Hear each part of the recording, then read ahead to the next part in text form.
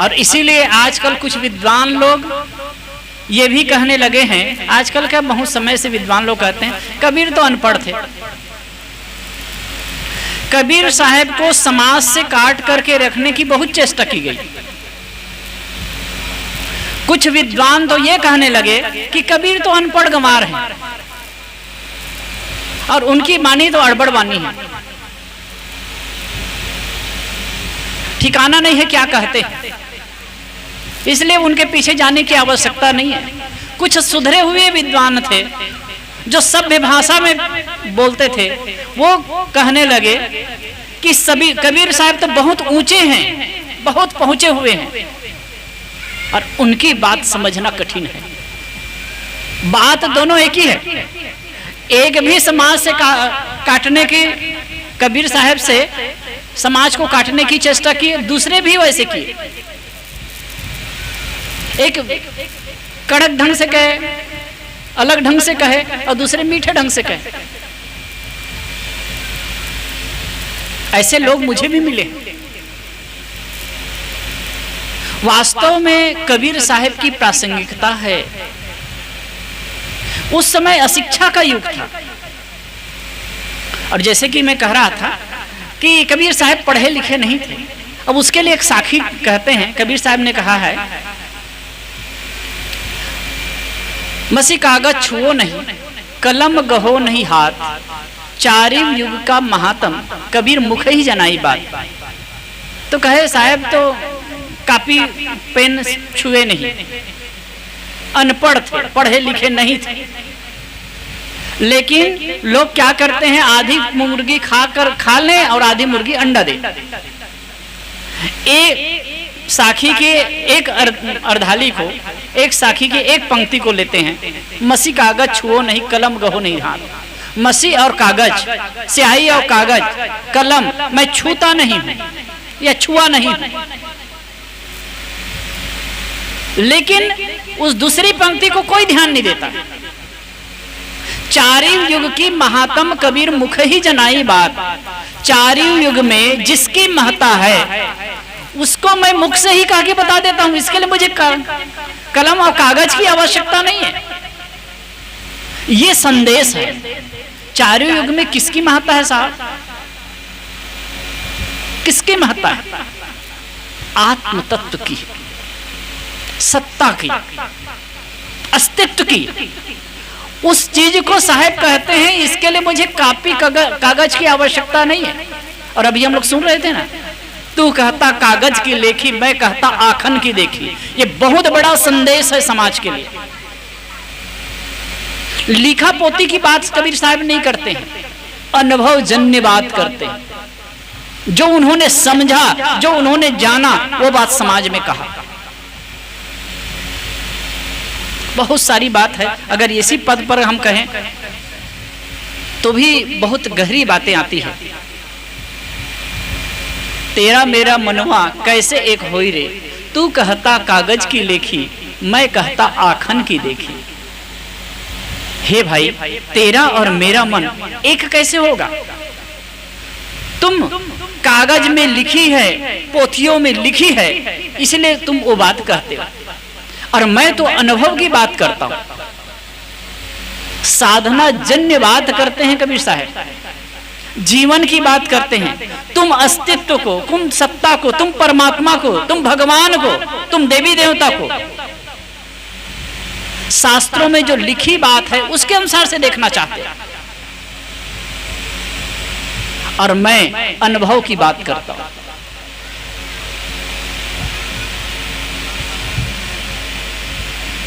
आज समाज अंधविश्वास में घिरा है, पाखंड में घिरा है। जितनी शिक्षा बढ़ रही है उतने उतने और समाज के लोग उलझे जा रहे हैं, और नए नए टेक्निक से, आधुनिक ढंग से ऐसी बातों को प्रस्तुत किया जा रहा है।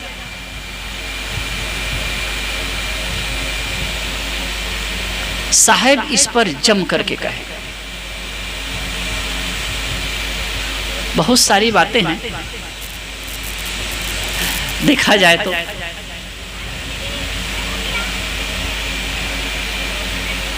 जिस प्रकार से भ्रम की बातें चल रही है, जिस प्रकार अंधविश्वास की बातें चल रही है, जिस प्रकार पाखंड की बातें चल रही है, हमारे साध्वी बहन के द्वारा आप सुनते हैं, बहुत बढ़िया इन पर बोलती रहती है। कई लोग मुझे भी फ़ोन करते हैं, साहब वो बहन का आश्रम कहाँ है, या फिर यहाँ का पता पाते हैं तो ये मेरा नंबर देती है कि वहाँ साहब रहते हैं, उनसे मिलिए। तो ये भैया भी मेरे से मिलने के लिए आए, और ऐसे कई लोग हैं मिलने के लिए आते हैं, मुझसे बात करते हैं, कोई शंका होती है तो मुझे पूछते हैं। मैं कहा अच्छा है भाई अच्छा है, कम से कम इसी बहाना हमें भी लोग जानते हैं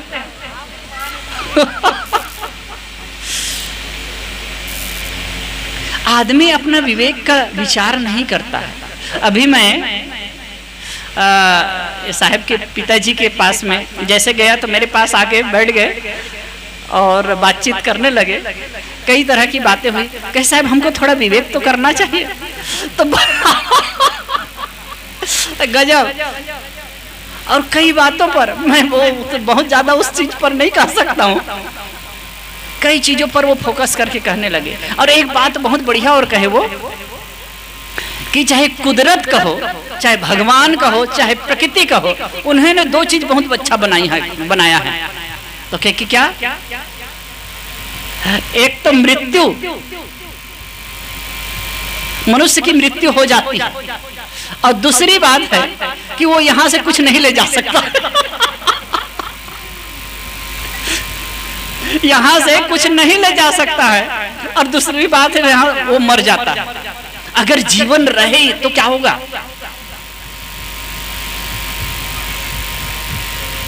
तो प्रासंगिकता वाली बात थी।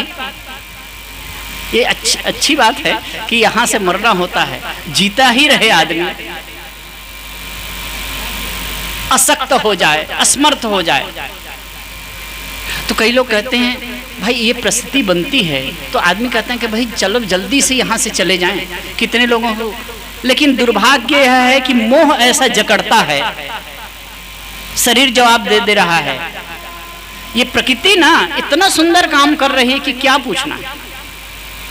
जैसे रात में दिन भर आप काम करते हैं, थकते हैं, रात में आप सोते हैं तो निद्रा देवी कहती है आओ मैं तुम्हें आगोश में ले लूं, और जब आप सो जाते हैं सवेरे उठते हैं तो एकदम ऊर्जावान होकर के उठते हैं, है ना? ऐसे ही जब आप जीवन से थक जाते हैं तो मृत्यु देवी कहती है आओ मेरे आगोश में, मैं तुम्हें नया जीवन देने वाली हूं। मृत्यु ऐसे कुछ नहीं है, मृत्यु डरने वाली चीज नहीं है। जन्म के पहले, मृत्यु के बाद जीवन है, मृत्यु के बाद भी जीवन है, और जन्म के पहले भी मृत्यु थी। शास्त्रों में कहा गया जैसे मनुष्य पुराने वस्त्र को छोड़कर नया वस्त्र धारण करता है, ठीक ऐसे ही जीव पुराने शरीर को, टूटे फूटे शरीर को छोड़ करके नया शरीर धारण करता है। ये प्रक्रिया है, एक अवस्था है, और ये होना बहुत जरूरी है। नहीं तो एकदम असक्त शरीर, असहाय शरीर को लेकर के क्या होगा।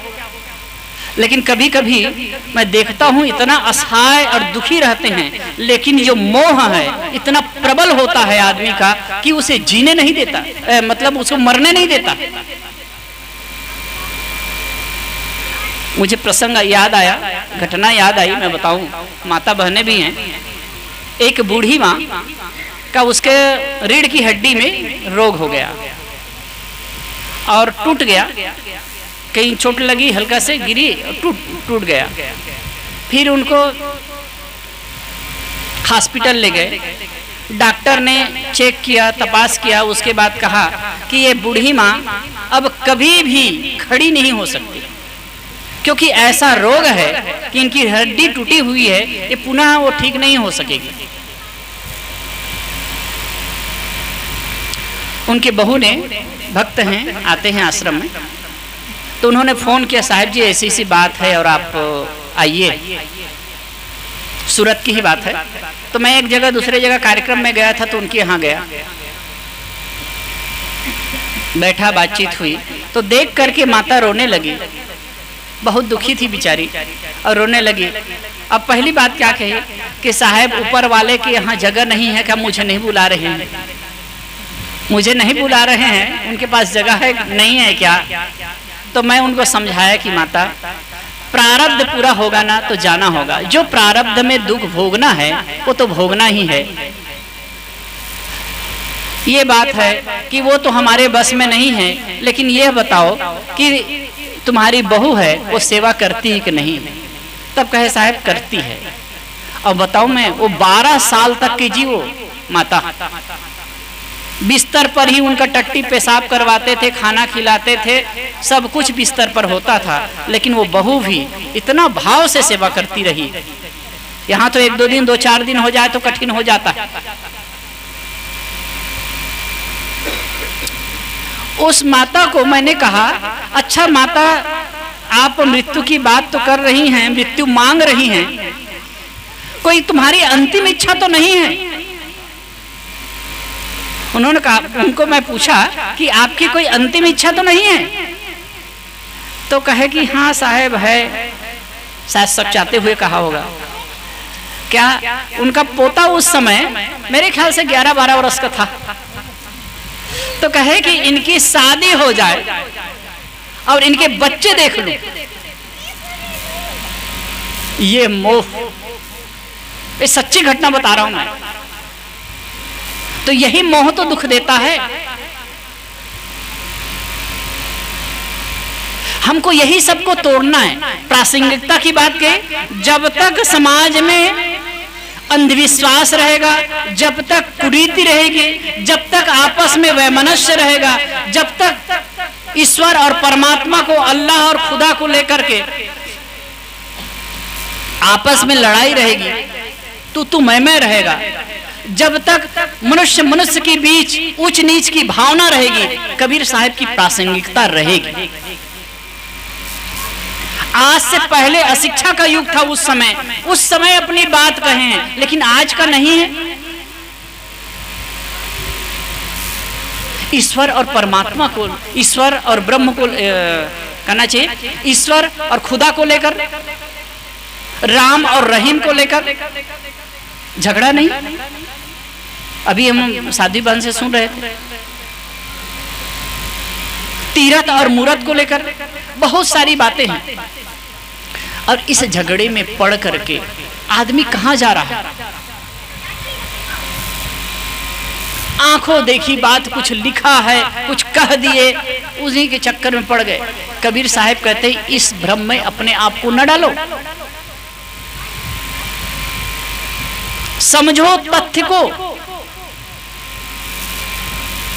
और कबीर साहब का सबसे बड़ा संदेश है, धर्म क्या है? मानवता ही सबसे बड़ा धर्म है। मानवता ही सबसे बड़ा धर्म है, इससे बड़ा कोई धर्म, हिंदू धर्म, मुस्लिम धर्म, क्रिश्चियन धर्म, यहूदी धर्म, ईसाई धर्म, ये धर्म है ही नहीं। ये तो एक संप्रदाय है, किसी पर महापुरुषों के चलाए हुए रास्ते हैं। ये कोई मानता है अपने ढंग से माने, लेकिन भाई किसी मनुष्य से आप मिलते हो तो उनके साथ आत्मीयता से मिलो, उनके साथ मानवता का व्यवहार करो। लोग कहते हैं ना, हम आदम की संतान हैं, मुस्लिम भाई कहते हैं, पश्चिम सभ्यता वाले कहते हैं आदम की संतान है, लेकिन आदमियत ना आई तो कैसे आदम के संतान है? कोई कहता है ईसा के संतान है, इंसानियत नहीं आई आपके अंदर, तो कैसे ईसा के संतान हुए? आप कहते हैं मनु के संतान हैं, अगर मनुष्यता ना आई तो कैसे आप मनु के संतान हैं? मनुष्यता तो हो, मानवता तो हो। अब मानवता है, हम किसी को दुख न दें। मानव में अगर ऊंच नीच की खाई पैदा करते हैं, किसी को हम नीच बताते हैं, किसी को हम तुच्छ बताते हैं, किसी की हम उपेक्षा करते हैं, अब इस क्षेत्र में क्या है तो मैं नहीं जानता हूं, कई कई क्षेत्रों में है, आज के समय में भी है कि मान ले जाए एक सामान्य वर्ग का आदमी है जिसे छोटा कहते हैं, वो कहीं शादी विवाह है या वो घोड़े पर चढ़ा है तो आज के समय में भी हो रहा है, कितने को उनको गिरा करके पीटते हैं। ये क्या मानवता है? हिंदू समाज अपने आप पर बड़ा गर्व करता है, हम गर्व से कहो कि हम हिंदू हैं, ये बात सही है, लेकिन आप अपने ही भाई को काट रहे हैं, अपने ही लोगों से बुरा व्यवहार कर रहे हैं, कहां से आप हिंदू हैं? क्या यही हिंदुत्व है? होना चाहिए आपस का प्रेम। हम लोग भी चलते हैं ना कहीं तो कहे कि कौन दूध क्या हो साहब, हम लोग पूछते हैं इस क्षेत्र में कहाँ है, कहीं कहीं मेरे को भी पूछे, ऐसे जा रहा था, अब भैया मेरा तो रंग गोरा है, साफ है, तो मेरे को तो कम ही पूछते हैं, लेकिन ऐसे पूछते हैं देख करके, तो कहे कौन दूध के हो साहब, बेटा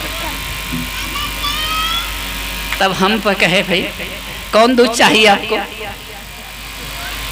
कौन दूध चाहिए?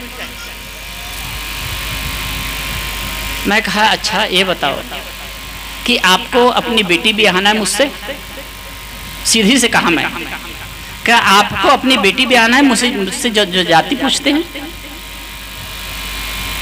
इंसान हो, बस इंसान हो, इंसान की नजर से देखो। और अगर कहीं देखोगे भाई साधु कपड़ा है तो साधु जीवन है, और अगर उच्च दृष्टि से इंसान, बस इंसान बन के जियो जी, मानव बन करके जियो। और सचमुच में यदि कबीर साहब के विचार को तनिक भी आप स्वीकार करते हैं तो किसी से जाति पूछकर उसके साथ भेदभाव का व्यवहार कभी मत करना। अगर किसी का जाति पूछ करके उसका अवमानना करते हो तो यह महापाप। आज हिंदू समाज इस दंश झेल रहा है, इसी समाज का एक अंश कट करके अलग हो गया और आज उसका जानी दुश्मन बनकर के खड़ा हुआ है। ये कौन है? ये किसने किया? एक बार कुछ परंपरा वाले आ गए मेरे साथ में, बैठ करके बात करने लगे, तो करीब रात में 10-11 बजे तक के बैठ करके बात कर रहे थे और एकता की बात करते हैं। मैं सीधा से छूटते हुए कहा आप एकता की बात करते हैं, ये माननीय है और होना चाहिए, लेकिन एक चीज समझ लीजिए, जब तक आपके समाज में ऊंच नीच की खाई है, ऊंच नीच का भेदभाव है, छुआछूत की बात है, इसको दूर नहीं करेंगे तब तक समाज एक कभी नहीं हो सकेगा।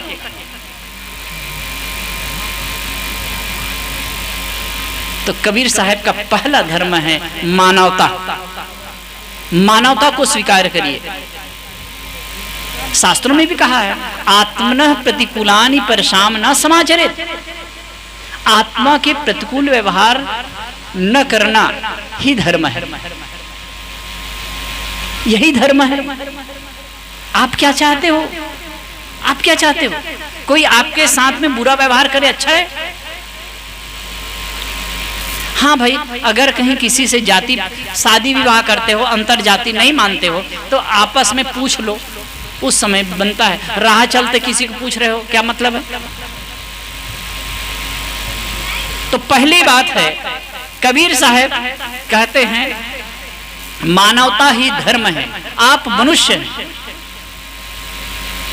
और मनुष्य से बढ़कर के, मनुष्यता से बढ़कर कोई धर्म नहीं। अब बीच में वो जो बाड़ा है बनाए हैं, एक बार गुरुदेव जी के पास में बैठे तो एक सज्जन आए, तो उच्च वर्ग के कहलाने वाले थे, तो नाम बताए और उसके बाद में और कुछ, तो कहे कि गुरुदेव जी ने कहा ये पूंछड़ी छोड़ दो, पूंछड़ी की आवश्यकता नहीं है, पूंछ की आवश्यकता नहीं है। जैसे कि वो नाम बताया, उसके आगे पांडे की, गुप्ता की कुछ है, ऐसे बताने लगे, वो कहने लगे, तो कहे पूंछड़ी की आवश्यकता नहीं है, केवल नाम पर्याप्त है समझने के लिए। लेकिन आजकल तो इसका राजनीतिकरण हो रहा है। और तो एक बात और बहुत सारी बातें हैं। अभी मूर्ति पूजा की बात कर रहे थे, वास्तव में मूर्ति पूजा है क्या चीज? देख के भाई, देख के बंद करके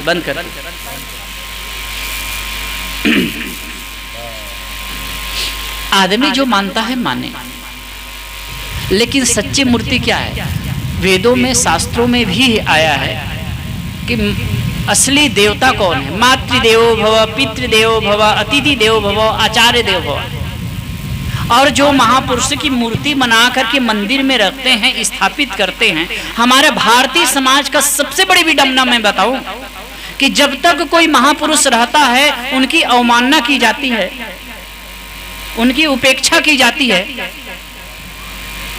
उनको तिरस्कृत किया जाता है, और जब मर जाते हैं तो उनकी मूर्ति बना के पूजी जाती है। बात सही कह रहा हूं? मूर्ति बना के पूजी जाती है। अब ये बड़ा सरल है ना, बड़ा सरल है।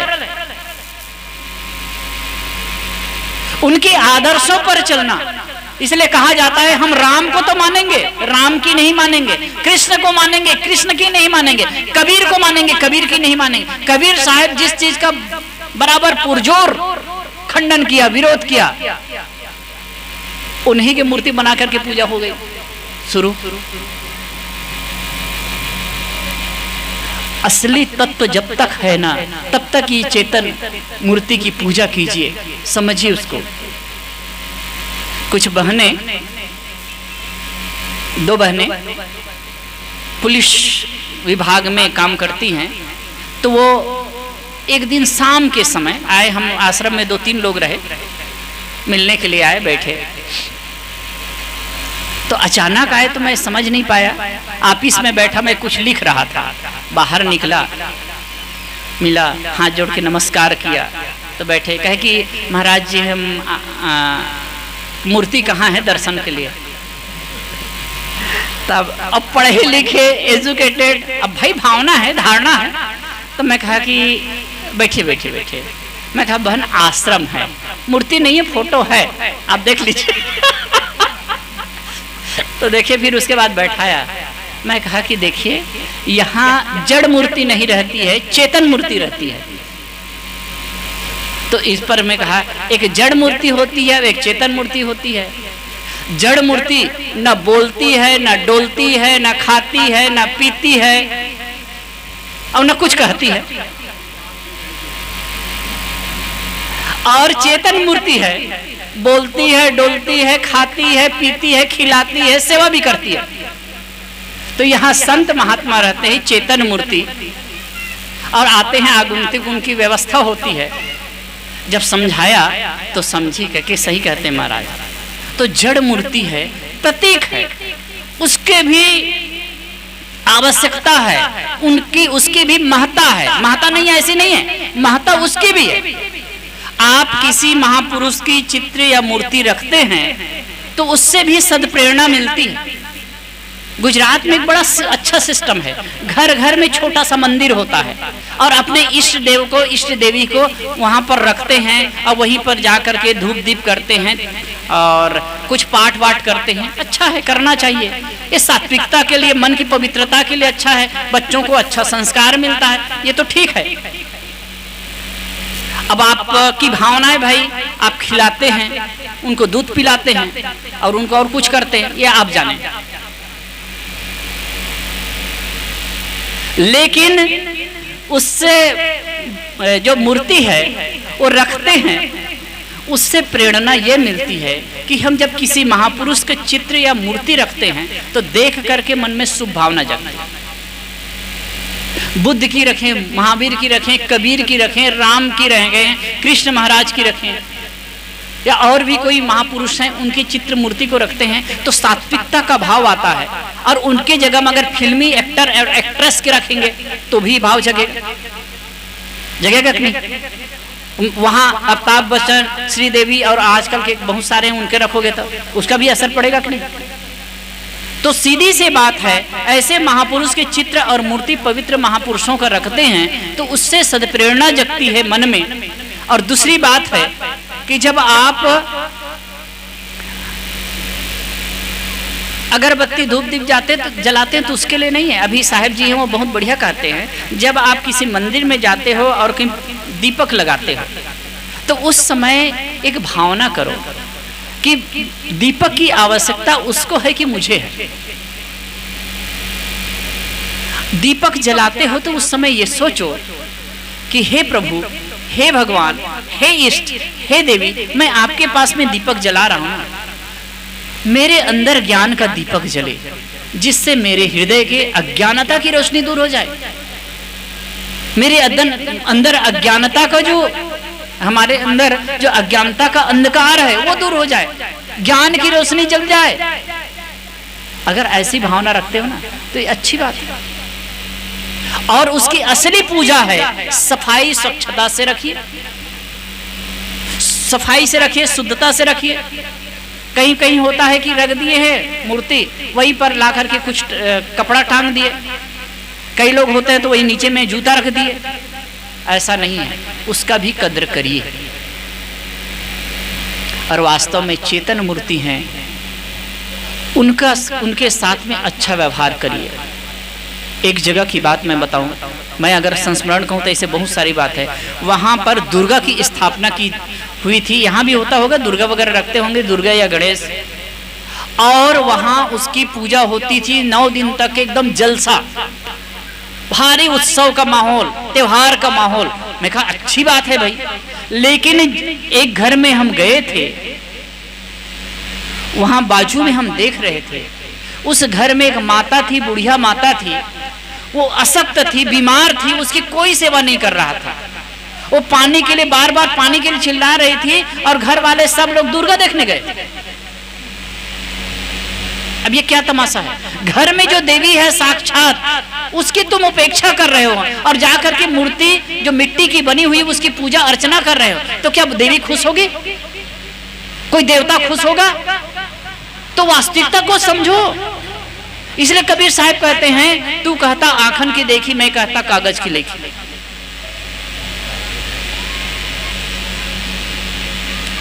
मैं कहता आखन की, उल्टा हो गया था, मैं कहता आखन की देखी। कई लोग तो ध्यान नहीं दिए। हाँ, मैं कहता आखन की देखी, मैं अनुभव की बात कहता हूं। तू कहता कागज की लिखी, और तुम कागज के लिखा जाते हो। विवेक करो, विचार करो। और कबीर साहब कहते हैं, करे विवेक सोई जन बंदा। असली भक्त है जो विवेक करे। जैसे तीर्थ के बारे में सुनते हैं आप, तीर्थ में स्नान करने से मुक्ति होती है। अभी आप सुने थे ना, 144 साल में कुंभ लगा है और बहुत गए, 66 करोड़ लोग गए और वहां स्नान किए। 66 करोड़ लोग, ये आंकड़ा बताता है। और तत्काल तो मैं एक को कहा कि आप गंगा स्नान किए तो आपके मन का काम, क्रोध, लोभ, मोह, द्वेष, घृणा, वैमनस्य ये दूर हो गया क्या? आपका मन ग्रंथि रहित हो गया क्या? कॉम्प्लेक्सेस फ्री माइंड हो गया क्या? चुप चुप। अब आप कभी जीवन में झगड़ा नहीं करेंगे, कभी कहीं उलझेंगे नहीं। ये क्या तमाशा?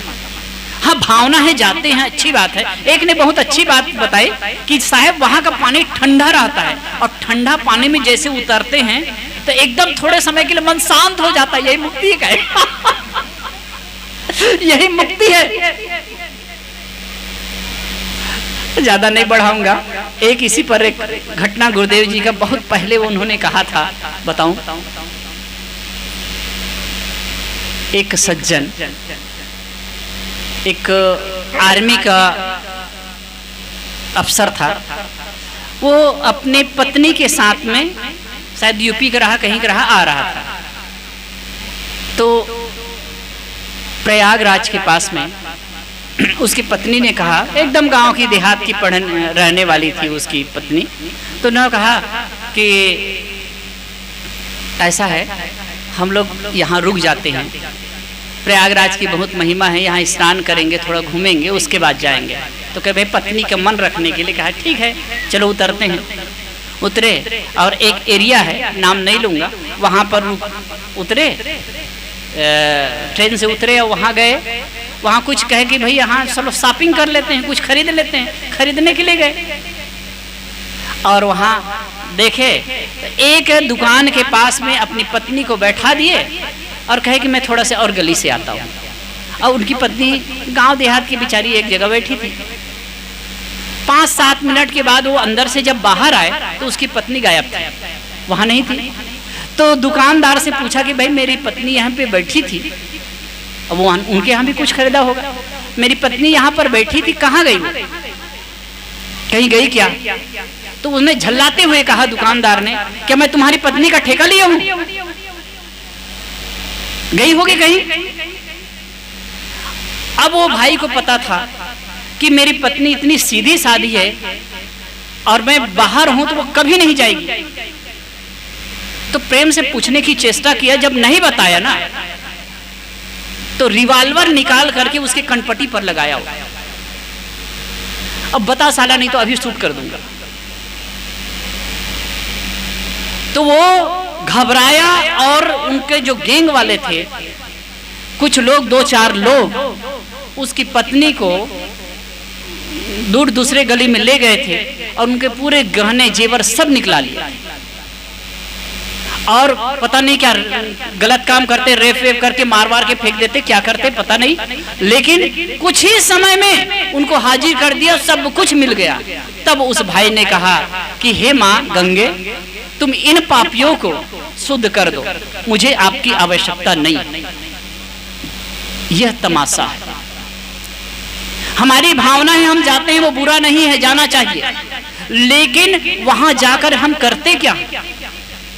स्नान करने मात्र से कुछ नहीं होगी, जब तक आपके विवेक बुद्धि ठीक नहीं होगी, समझ ठीक नहीं होगी। वास्तव में सत्संग ही वो तीर्थ है जहां जाकर के, जहां निमज्जन करके हम अपने आप को पवित्र कर सकते हैं, अपने आप को शुद्ध कर सकते हैं, अपने आप को सही कर सकते हैं। तो आज कबीर जयंती के उपलक्ष्य इस पावन अवसर पर हमको कुछ बातों को स्वीकार करना है। इतनी बात स्वीकार कर लो, आज चाहे आप किसी वर्ग के हैं, किसी समाज के हैं, किसी जाति के हैं, वैसे तो जाति मनुष्य का ही है, एक ही जाति है। और कहा है जन्मना जायते शूद्र संस्कारात् उच्यते, जन्म में तो सब जन्म लेते हैं शूद्र है, संस्कार ग्रहण करते हैं तो वो द्विज कहलाते हैं, और पढ़ लिख लेते हैं तो विप्र हो जाते हैं, बुद्धिमान हो जाते हैं, ज्ञानी हो जाते हैं। और वही जब ब्रह्म जनाति ब्राह्मण, जब ब्रह्म तत्व को, असली तत्व को, सत्य तत्व को, अस्तित्व को समझने लगते हैं तो वही ब्राह्मण हो जाते हैं। तो ये समझना है, एक बात समझनी है कि कभी भी किसी को जाति के आधार पर, तथाकथित जाति के आधार पर छोटा मान करके उसके साथ भेदभाव नहीं करेंगे, उनके साथ बुरा व्यवहार नहीं करेंगे, उन्हें नीच नहीं मानेंगे। और दूसरी बात है, सभी के अंदर वह तत्व है, ब्रह्म तत्व बैठा है और सभी आत्मी जन है, उनके साथ अच्छा व्यवहार करेंगे। तीसरी बात है, कबीर साहब का संदेश में 60 में बता रहा हूं। तीसरी बात है कि तुम्हारा जो अस्तित्व है, तुम्हारा जो परमात्मा है, तुम्हारा जो प्राप्तव्य है, वो कहीं बाहर नहीं है, वो तुम्हारे अंदर है। कबीर साहब ने कहा दिल मा खोज दिलही मा खोजो, इहे करीमा रामा। वो दिल में ही है। कितने लोग कहते हैं ना कबीर साहब के पास मत जाओ, कटते हैं। कबीर साहब तो कुछ उल्टी सीधी बात करते हैं। उल्टी सीधी बात नहीं करते हैं, यह बात ना जो उपनिषद की बात है, हमारे शास्त्रों की बात है, वो बात ही कबीर साहब बताते हैं। उपनिषद में, कठ उपनिषद में एक बहुत सुंदर मंत्र है, अड़ोड़ियान महतो महियान आत्मस्य जंतो निहितो गुहायाम तमक क्रतु पश्यति विश्व को धातु प्रसादान महिमान मात्मनः। ये कबीर साहब नहीं, उपनिषद के ऋषि कह रहे हैं। ऐसे मैं सैकड़ों उदाहरण दे सकता हूं। उसमें बात क्या है, अड़ोड़ियान, अणु से अणु है। कौन? आत्मा अणु से अणु है, सूक्ष्म से सूक्ष्म है, और गुण में महतो महियान, महान से महान है। अड़ो अड़ोयान महतो महियान आत्मस्य जंतो निहुते गुहायाम। वो रहता कहाँ है? प्राणियों के हृदय गुफा में रहता है, लेकिन उसे देखता कौन है, जानता कौन है? तमक क्रतु पश्यति, तम अकृत कर्म प्रपंच से जो रहित होता है, ऊपर उठता है। प्रपंच से रहित होकर ही उस तत्व को समझ सकता है। यह बात उपनिषद के ऋषि कहते हैं। और कबीर साहब क्या कहते हैं अपने ढंग से, जो तू चाहे मुझ को छाड़ सकल की आस, मुझी ऐसा हो रहो सब सुख तेरे पास। सरल ढंग से साहब का। कुल मिलाकर के आपका प्राप्तव्य, आपकी सत्ता आपके पास है। और एक बात और समझ लीजिए, कर्म का सुधार ही सच्ची पूजा है। कबीर साहब की सरल साखी सुने हैं ना, कर्म कमाई आपने निष्फल कभी न जाए, अब बोया पेड़ बबूल का। आप अपने दिल से पूछिएगा कि मैं अपने जीवन में ऐसा कर्म तो नहीं कर रहा हूं जिससे मुझे कांटे लगेंगे। कर्म ही आपको सुख दुख देने वाला है, कोई दूसरा सुख दुख देने वाला नहीं है। कर्म ही पूजा, कर्म ही पूजा है। आपके अंदर बैठा जो आत्मा राम है ना, कर्म से पूजा, अच्छा कर्म करो, यही पूजा होगी। और अगर गलत कर्म करोगे, चाहे ईश्वर अल्लाह रटते रहोगे, कुछ होने वाला नहीं है। इसलिए इस अवसर पर कबीर साहब की सुंदर संदेशों को जीवन में आत्मसात करें।